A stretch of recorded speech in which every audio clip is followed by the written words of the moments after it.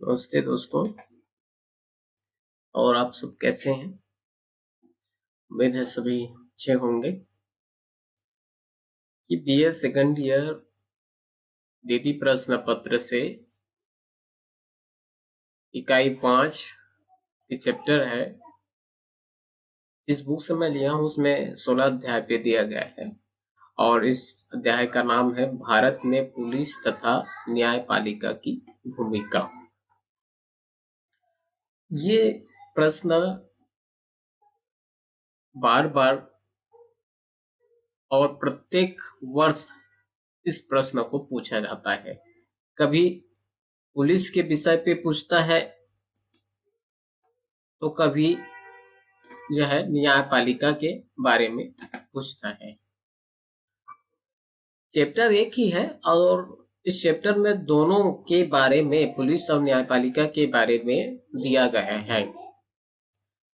और कभी पुलिस के विषय में पूछता है तो कभी न्यायपालिका के विषय में पूछता है, लेकिन दोनों प्रश्न में से एक आता ही है। पिछले आप 5 वर्ष के, 10 वर्ष के आप ओल्ड क्वेश्चन पेपर देख लेंगे, आप देखेंगे कि इन दोनों प्रश्न में से कोई ना कोई प्रश्न आया ही है। तो परीक्षा की दृष्टिकोण से यह चैप्टर बहुत ही महत्वपूर्ण है। आपको इस चैप्टर में दोनों को ध्यान रखेंगे और दोनों में से कोई ना कोई एक प्रश्न पेपर में आपको देखने को मिलेगा। तो एक्स्ट्रा इस पे तैयारी करने की जरूरत या और अन्य प्रश्न की तैयारी करने की जरूरत इस चैप्टर में या इस यूनिट के लिए जरूरत नहीं पड़ेगी। चलिए देखते हैं इसमें कि सबसे पहले हम पुलिस के बारे में देखते हैं। तो प्रत्येक देश में आंतरिक सुरक्षा की स्थापना तथा अपराधी मनोवृत्ति वाले लोगों को दंड देकर उनके व्यवहारों में सुधार करना सदैव से राज्य का एक अनिवार्य कार्य है। तो किसी भी देश की आंतरिक सुरक्षा और अपराधी मनोवृत्ति वाले लोगों को दंड देना, उनके व्यवहारों में सुधार करना, ये राज्य की एक अनिवार्य कार्य है। विभिन्न युगों में राज्य द्वारा यह कार्य अलग अलग विधि द्वारा किया जाता था। भारत में ब्रिटिश शासन के दौरान भी पहले पुलिस न्यायपालिका एक स्वतंत्र व्यवस्था स्थापित करके देश में सामान्य जनजीवन को सुरक्षित रखने का प्रयास किया गया। स्वतंत्रता के बाद समाज के अपराधियों से रक्षा तथा अपराधियों को सुधार करने के क्षेत्र में पुलिस तथा न्यायालय की भूमिका को विशेष महत्व दिया गया है। इस दृष्टिकोण से अपराधियों की सुधारात्मक प्रक्रियाओं को समझने के लिए और पुलिस और न्यायपालिका के कार्य को हमको समझना होगा। तो सबसे पहले हम देखते हैं पुलिस की अर्थ तथा विशेषताएं। तो जो पुलिस शब्द है, ये पुलिस शब्द ग्रीक शब्द पोलिस से लिया गया है, जिसका अर्थ होता है रक्षा करने वाला। इस आधार पर पुलिस का तात्पर्य क्या हो गया? ऐसी व्यवस्था से है जिसका काम सामान्य व्यक्तियों की जनजीवन की रक्षा करना होता है। तो पुलिस का सामान्य हम अर्थ समझ सकते हैं कि पुलिस जो है, पुलिस शब्द है जो कि एक ग्रीक शब्द है, इनसे लिया गया है, जिसका अर्थ होता है रक्षा करने वाला। तो पुलिस का मुख्य काम हो जाता है कि सामान्य व्यक्तियों की जनजीवन की रक्षा करना। यह तभी संभव है जब पुलिस को ऐसे संगठन के रूप में समझा जाए राज्य के कानूनों को लागू करने में प्रशासन की मदद करता है। देखिए, कोई भी जो कानून है वो देश की कानून होती है और देश की कानून जो है, उस कानून को लागू करने का काम राज्यों पर है और राज्य जो है उस कानून को सुचारू रूप से चलाने के लिए पुलिस व्यवस्था या पुलिस संगठन की स्थापना करी है। जो पुलिस जो है आम आदमी तक उन अपराधियों को या आम आदमी के अधिकारों की रक्षा करने का काम करते हैं। समाज में शांति व्यवस्था बनाए रखना, इस दृष्टिकोण से विधिवेताओं तथा समाजशास्त्रियों ने पुलिस की अवधारणा को अनेक परिभाषाओं में व्यक्त किया। देखिए, हम एक परिभाषा देखते हैं सदरलैंड तथा क्रेसी के अनुसार। सदरलैंड एक अपराध शास्त्री है, अपराध शास्त्री है। इनका सदरलैंड ने एक और परिभाषा, एक कॉन्सेप्ट दिया है जिसको बोलते हैं हम लोग व्हाइट क्राइम, सफेद पोश अपराध। सफेद पोश अपराध के जो कॉन्सेप्ट है या अवधारणा है वो सदरलैंड ने ही दिया है। क्या होता है व्हाइट क्राइम या सफेद पोश अपराध? तो व्हाइट क्राइम जो है, समाज में कुछ ऐसे उच्च वर्ग होते हैं, अधिकारी या प्रशासनिक व्यक्ति भी हो सकते हैं, या कोई नेता जो उच्च सम्मानीय व्यक्ति हो सकते हैं। जब इनके द्वारा अपराध किया जाता है तो वह अपनी कानूनी पकड़ होने के कारण से या धनी होने के वजह से वह उस सजा से या दोषी करार होने से अपने आप को बचा लेता है।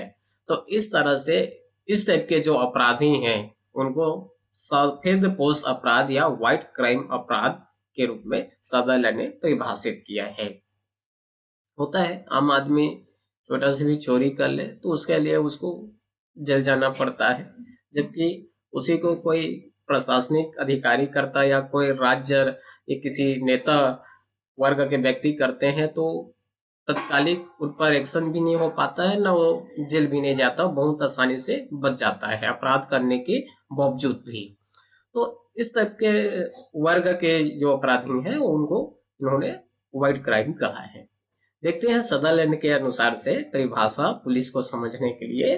तो पुलिस शब्द प्राथमिक रूप से राज्य के उन प्रतिनिधि के रूप में है जिनका कार्य होता है कानून व्यवस्था को बनाए रखना और देश के नियमित जो आपराधिक संहिता है आईपीसी, जिसमें भारतीय दंड संहिता जिसको कहा जाता है, जिसमें किस अपराध के लिए कौन सी अनुच्छेद कौन सी धारा लगेगी, कितनी सजा होगी, कितनी उसकी वो जमानत है कि नहीं है, या उस पे आर्थिक दंड क्या होगी, ये सब लिखी होती है। तो इस कानून व्यवस्था को बनाए रखना का काम पुलिस का होता है और वह एक प्रतिनिधि के रूप में काम करता है राज्य का। यद्यपि स्थानीय प्रशासन का मौलिक कार्य भी कानून व्यवस्था को बनाए रखना है, लेकिन कार्य पुलिस की सहायता से ही संभव है। देखिए, पुलिस जब तक जनता या जनता पुलिस के सहयोग नहीं करता है, तब तक पुलिस जो है शांति व्यवस्था या किसी भी प्रकार की कहना चाहिए दो संगठन के बीच में समझौता या उनके बीच में वह रास्ता नहीं निकाल सकता। इसके लिए आम आदमी की या जनता की सहयोग पुलिस के लिए बहुत आवश्यक होती है। बिना जनता के सहयोग के पुलिस जो है किसी भी तरह से शांति व्यवस्था या कानून को जो है लागू या उसको सही ढंग से संचालित नहीं कर सकता। इसकी अहम भूमिका होती है जनता की। यही कारण है कि पुलिस को अपराधी नियमों को लागू करने वाले प्राथमिक संगठन के रूप में भी देखा जा सकता है। मुख्य काम पुलिस का क्या होता है कि राज्यों के द्वारा या देश के द्वारा जो आम आदमियों को उनकी अधिकार मिली हुई है, जो कानून बनाई गई है, उस कानून की रक्षा करना, उस उनके अधिकारों की रक्षा करना कि किसी के अधिकार को कोई दूसरा व्यक्ति उस अधिकारों का हनन तो नहीं कर रहा है, उसका उस अधिकारों से वंचित तो नहीं कर रहा है। तो इस तरह की कानून के लिए मुख्य पुलिस का ही काम होता है कि उस नियमों को जो है वो सही ढंग से उस नियमों को संचालित करे या आम व्यक्ति तक पहुंचाए। एक और परिभाषा देखें कार्डवेल के अनुसार, तो पुलिस को इन्होंने एक संगठन माना और इनका कहना है कि इनका जो सामाजिक जीवन को सुरक्षित तथा सामाजिक व्यवस्था बनाए रखने का काम होता है। एक और दिया गया है एसडी सिंह के अनुसार, इसमें देखते हैं तो इन्होंने बताया है कि पुलिस बहुत ही उपयुक्त परिभाषा देते हुए लिखा कि पुलिस राज्य की स्थापित न्याय तंत्र का वह अंग है जो राज्य के प्रतिनिधि के रूप में आंतरिक कानून एवं व्यवस्था बनाए रखने का कार्य करता है और जो आपराधिक संहिता है इनको लागू करता है। अपराधियों के विरुद्ध यह सुरक्षा प्रदान भी करती है एवं कानून का उल्लंघन करने वाले लोगों को गिरफ्तार करके न्यायालय तक पहुंचाने का काम करता है या न्यायालय के सामने, जज के सामने पेश करता है। तो पुलिस की जो परिभाषा है ये बहुत ही अच्छे ढंग से इन्होंने बताया है और इस परिभाषा में सारी बातें आ जाती है। इन्होंने बताया कि पुलिस एक न्यायतंत्र की अंग होती है और यह एक राज्य की प्रतिनिधि के रूप में काम करता है जिसका मुख्य कार्य क्या होती है, आंतरिक कानून व्यवस्था को बनाए रखना, आपराधिक संहिता को लागू करना होता है और इनके अपराधियों के विरुद्ध यह सुरक्षा प्रदान करने का काम करता है, कानून के उल्लंघन करने वाले लोगों को गिरफ्तार करके न्यायालय के सामने या न्यायालय के समक्ष प्रस्तुत करने का काम होता है। ये देखते हैं इसमें, चलिए परिभाषा एक और है, इसको भी देख ही लेते हैं। पुलिस आपराधिक न्याय व्यवस्था संबंधित एक तंत्र है जिनका कार्य लोगों के जीवन तथा संपत्ति की रक्षा करना है। जैसे कोई हिंसक कार्य हो रहे हैं, तोड़फोड़ हो रहे हैं, मारपीट हो रहे हैं, आग जलाने का काम हो रहा है या इस तरह से गैर कानूनी काम हो रहा है ना, उत्पीड़न हो रहा है, किसी प्रकार का शोषण हो रहा है या अव्यवस्था फैलाई जा रही है, तो इन सब से बचाने का कार्य जो होता है पुलिस का होता है। ओके, फिर आगे बढ़ते हैं। तो इन सभी हम परिभाषाओं से कुछ निष्कर्ष निकाल सकते हैं और वो क्या है कि पुलिस द्वारा स्थापित आपराधिक व्यवहारों पर नियंत्रण रखने का एक औपचारिक संगठन होती है जिसका काम होता है कि आपराधिक व्यवहारों पर नियंत्रण रखे, इसलिए उस व्यक्ति को समाज से निकाल करके या उस समाज से बाहर उनको बंदी गृह में रखा जाता है ताकि उस पर नियंत्रण रखा जा सके। देखिए इसके लिए बहुत जरूरी है, अगर कोई व्यक्ति अपराधी है और वह समाज में ही रहे तो स्वाभाविक है वो दोबारा या बार बार जो है उस अपराध की घटना को अंजाम देगा। तो जब कोई अपराधी है, अपराध घोषित हो चुका है और उसके विषय संदेह, तो पुलिस उसको उठा करके बंदी गृह में रख देते हैं ताकि जो है और उनके द्वारा किसी प्रकार के अनैतिक काम या गैर कानूनी काम उनसे ना हो, इसलिए उनको जो है बंदी गृह में रखा जाता है। फिर उनका काम होता है आगे उसको न्यायालय के में प्रस्तुत करें ताकि वो अपराधी है कि नहीं है इस बात की वहां पर पुष्टि होता है और एक जज न्यायालय में ही जो है किसी व्यक्ति को अपराधी है कि नहीं है वही घोषित कर सकता है। पुलिस का काम नहीं होता है, पुलिस का काम केवल अपराधी को पकड़ना, बंदी गृह में रख के उसको न्यायालय तक पहुंचाना है, न्यायालय के सामने प्रस्तुत करना है। अब न्यायालय में जो है उनके बारे में पक्ष विपक्ष दो वकील होकर के अपराधी है कि नहीं है, अपराध किया है नहीं किया है, उसका जो है ठोस एक सबूत प्रमाण जो है उनके पक्ष में रखा जाता है। यदि प्रमाणित हो जाता है तो जज उसको जो है अपराधी घोषित करता है। यदि उनके विरोध में किसी प्रकार का ठोस सबूत गवाह नहीं पेश हो पाता है तो उसको जो है बाइज्जत बरी भी कर दिया जाता है। तो ऐसा नहीं है कि पुलिस ने पकड़ा तो अपराधी ही है, संदेह के रूप में भी आम आदमी को भी पूछताछ के लिए पुलिस बुला सकता है, उनकी कुछ छानबीन के दौरान में उनके अधिकार के अंतर्गत आता है। लेकिन कोई व्यक्ति अपराधी है कि नहीं है वो जज जो है दो वकीलों के माध्यम से जो बहस होती है, दोनों के बीच में जो वार्तालाप होते हैं, उनके बाद जब वो प्रूफ होता है कि वो सच में अपराधी है, उन्होंने अपराध करने का कोई सबूत प्रमाण गवाही मिलती है, तब भी जो है वो किसी व्यक्ति को अपराधी घोषित कर सकता है। आगे बढ़ते हैं। पुलिस का मुख्य कार्य राज्य के प्रतिनिधि के रूप में कानून व्यवस्था को बनाए रखने का काम होता है। कानून व्यवस्था को बनाए रखने के लिए पुलिस का मुख्य कार्य नियमित आपराधिक संहिता आईपीसी, भारतीय दंड संहिता, इनको जो है लागू करना है। पुलिस अपराधियों के विरुद्ध संपूर्ण जन जीवन की सुरक्षा देने वाला एक प्रमुख संगठन होता है। न्यायतंत्र का एक अंग होने के बाद भी पुलिस अपराधी को स्वयं कोई दंड नहीं दे सकता। देखिए जो बातें मैंने बताई यहाँ आ गई। ठीक, फिर देखते हैं इसका कार्य कानून उल्लंघन करने वाले लोगों को गिरफ्तार करके न्यायालय में प्रस्तुत करना होता है।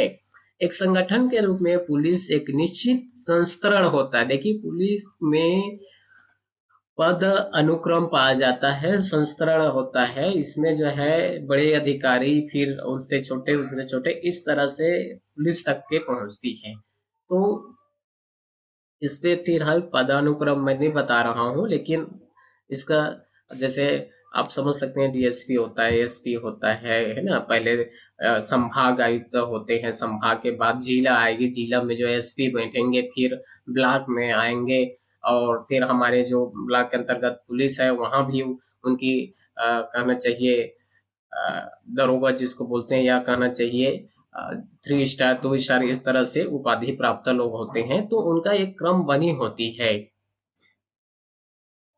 और उनके अलग अलग कार्य क्षेत्र निर्धारित होते हैं। ये पुलिस व्यवस्था कहाँ से आई और हमारे प्राचीन इतिहास में किस तरह के व्यवस्था थी, या एक संगठन कैसे उनकी संरचना हुई थी, बनी हुई थी, इसके विषय में हम देखेंगे। थोड़ा सा ये बेसिक है और न्यू भी जरूरी है, क्योंकि हमको आना चाहिए कि ये सब कहाँ से निकल के आई है। तो देखिए भारत में आंतरिक सुरक्षा तथा व्यवस्था के लिए पुलिस के समान कोई अन्य संगठन इतने लंबे समय से विद्यमान है। रामायण तथा महाभारत में भी ऐसे संगठन की चर्चा मिली हुई है।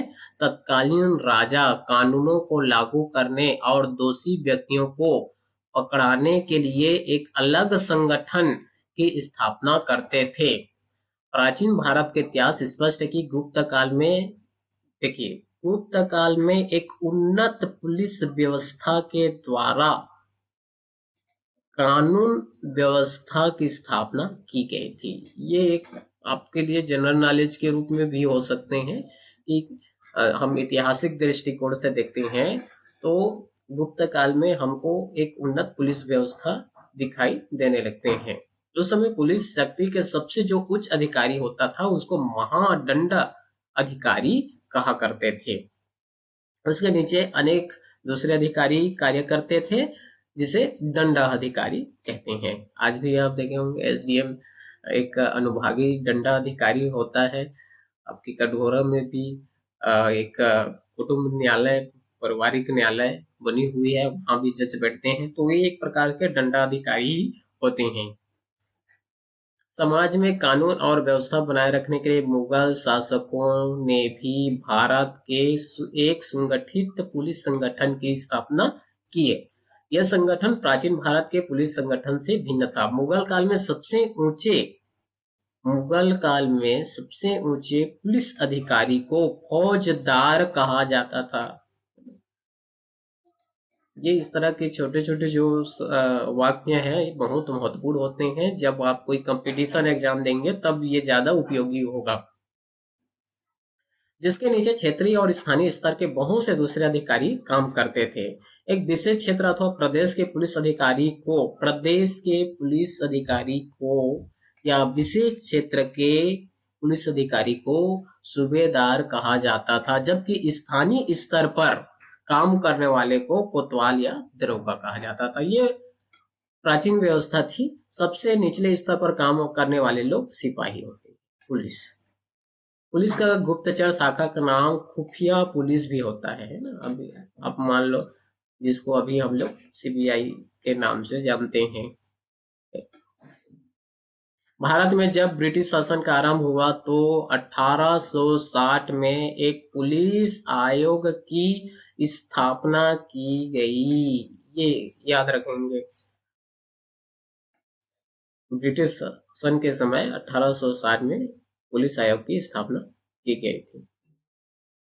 इस आयोग ने सुझाव दिया कि ग्रामीण स्तर पर कानून और व्यवस्था को बनाए रखने का काम गांव के मुखिया के ही पास रहा करते थे, तभी नागरिक पुलिस के सैन्य पुलिस से पूरी तरह अलग करके प्रत्येक राज्य में एक पृथक पुलिस महानिरीक्षक, इंस्पेक्टर जनरल ऑफ पुलिस की भी नियुक्ति किया करते थे। ब्रिटिश काल में 1861 में एक नया भारतीय पुलिस कानून बनाया गया।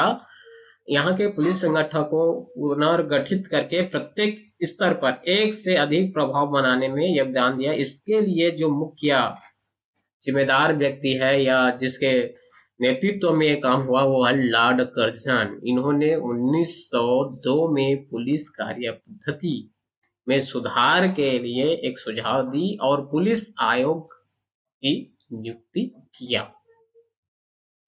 इस आयोग ने भी अपने से पहले के नियुक्त गए आयोग की सिफारिशों को ही अधिक उपयुक्त माना।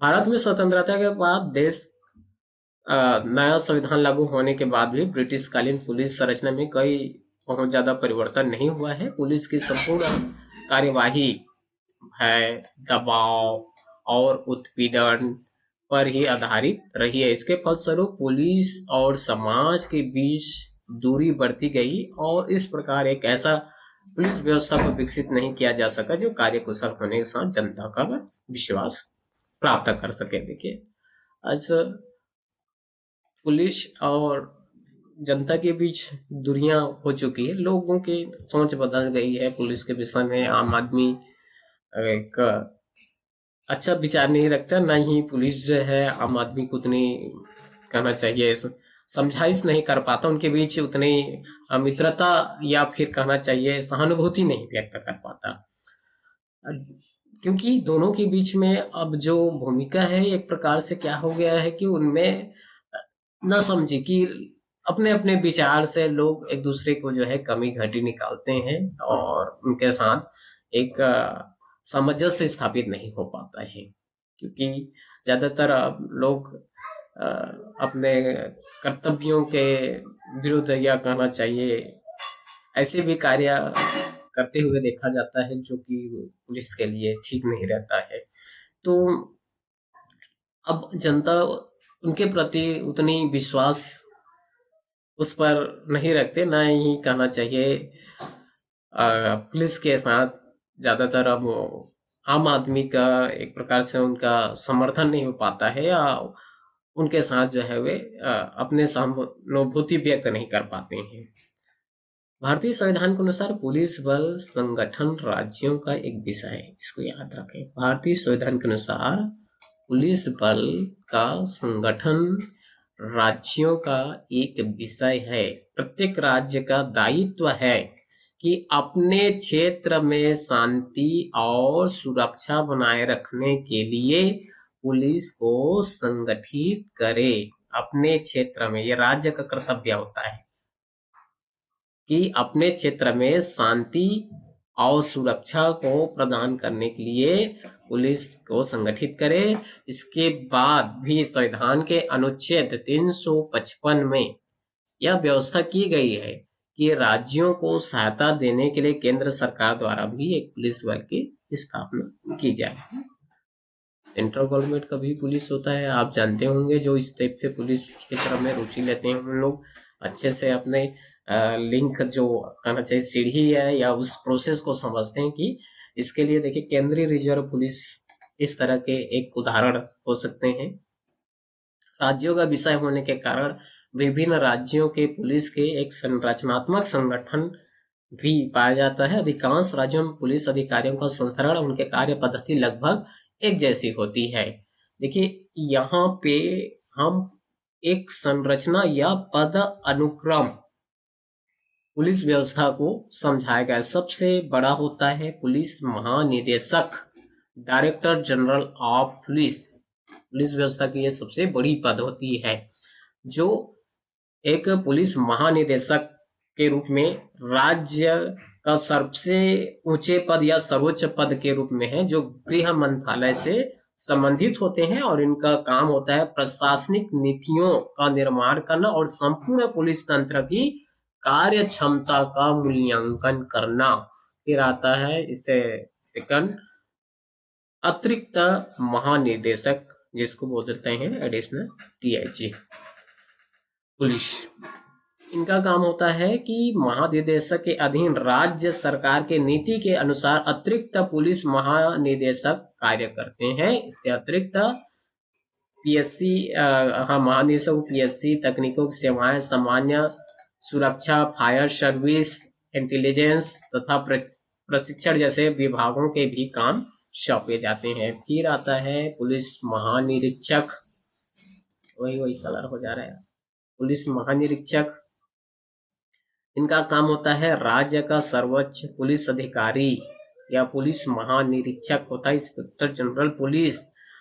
ये राज्य का सबसे सर्वोच्च पुलिस अधिकारी होते हैं।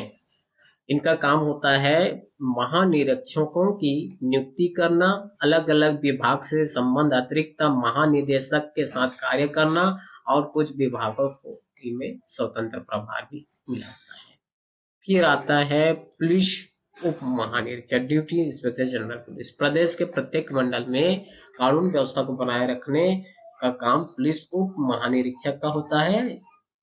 उन मंडलों के जिलों में तैनात पुलिस अधीक्षक कार्यों का ये मूल्यांकन करता है और उप महानिरीक्षक के द्वारा इसे किया जाता है। फिर आ गया पुलिस अधीक्षक,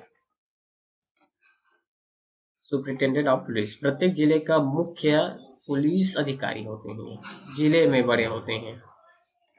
जिलों में एक वरिष्ठ पुलिस अधीक्षक होते हैं, उनके सहायता से ये 2 अतिरिक्त पुलिस अधीक्षक की भी नियुक्ति की जाती है। अनेक जिलों में देहात तथा नगर के अलग अलग भी पुलिस अधीक्षक होते हैं। ठीक है। फिर आता है उप अधीक्षक पुलिस व्यवस्था, ड्यूटी सुपरिटेंडेंट ऑफ पुलिस। प्रत्येक जिले में एक से अधिक उप अधीक्षक हो सकते हैं। प्रत्येक उप अधीक्षक का कार्य जिले के एक विशेष क्षेत्र में एक सर्कल के अंतर्गत कानून व्यवस्था को देखना होता है। फिर आता है निरीक्षक, इंस्पेक्टर।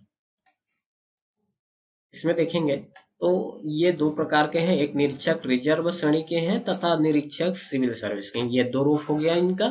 रिजर्व श्रेणी का निरीक्षक पुलिस लाइंस की देख रेख करता है, जबकि जो सिविल पुलिस होते हैं उनका निरीक्षण महत्वपूर्ण थानों के प्रभारी होते हैं। ये थाने में होते हैं, थाने का प्रभारी होता है जो सिविल पुलिस है वो। और निरीक्षक रिजर्व जो होते हैं वो जो है पुलिस लाइंस की देखरेख करते हैं, है ना, इंस्पेक्टर। फिर आता है इसके नीचे सब इंस्पेक्टर आएगी। ये बड़े थानों में पुलिस उप निरीक्षक वरिष्ठ निरीक्षक के रूप में कार्य करते हैं, जबकि छोटे थानों में उप निरीक्षक वहां के इंचार्ज के रूप में काम करते हैं। फिर आता है मुख्य आरक्षक, हेड कांस्टेबल। प्रत्येक थाने में संबंधित सबसे निचले स्तर के सिपाही अथवा कांस्टेबल के ऊपर एक मुख्य आरक्षक होता है जो किसी प्रोन्नत कार्य करके या उसको पदोन्नति होता है। आरक्षक सबसे नीचे पद आता है कांस्टेबल का। पुलिस संग्राम सबसे पहले निचले स्तर के सिपाही हैं जो पुलिस उप निरीक्षक अथवा निरीक्षक कार्य करने में सहायता करता है। रात में विभिन्न स्थानों पर गश्त लगाते हैं तथा अपराधियों को पकड़ने में इनका काम होता है ना। ज्यादातर जो कांस्टेबल है वही जो है अपराधी को पकड़ने के लिए पहुंचते हैं, जाते हैं। और रात में आपने देखे होंगे सिटी में ज्यादातर होता है, रात के समय साइलेंट बजता है उसका जो है बीच बीच में वे इस तरह से रोड पे या मोहल्ले पे जो है अपना आना देते हुए घूमते हैं ताकि अपराधी या रात के समय जो इस तरह से गैर कानूनी काम करने में सावधान रहें। चलिए देखते हैं। फिर भारत में पुलिस का वर्गीकरण नगर पुलिस एवं सशस्त्र पुलिस के रूप में भी किया जाता है। इसका कार्य क्षेत्र के विषय में देखिए मुख्य 6 श्रेणियों में विभाजित किया गया। अलग अलग एक प्रकार से पुलिस समझ सकते हैं, पुलिस तो है लेकिन उसका वर्गीकरण है कि वो किस टाइप के पुलिस है। तो एक होता है सामान्य पुलिस, दूसरा होता है यातायात पुलिस, आप देखे होंगे ना जो आपके ट्रैफिक पुलिस होते हैं। फिर होता है गुप्तचर पुलिस जो खुफिया एजेंसी वाले होते हैं। रेलवे पुलिस होता है, रेलवे में भी आपने देखे होंगे वहां पर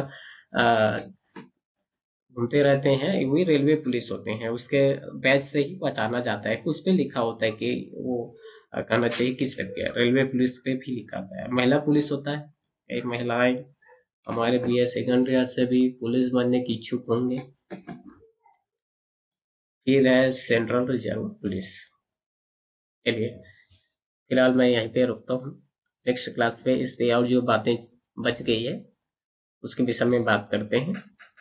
इस ऑनलाइन क्लास का मजा लीजिए और इस बात को समझिए। Okay, thank you.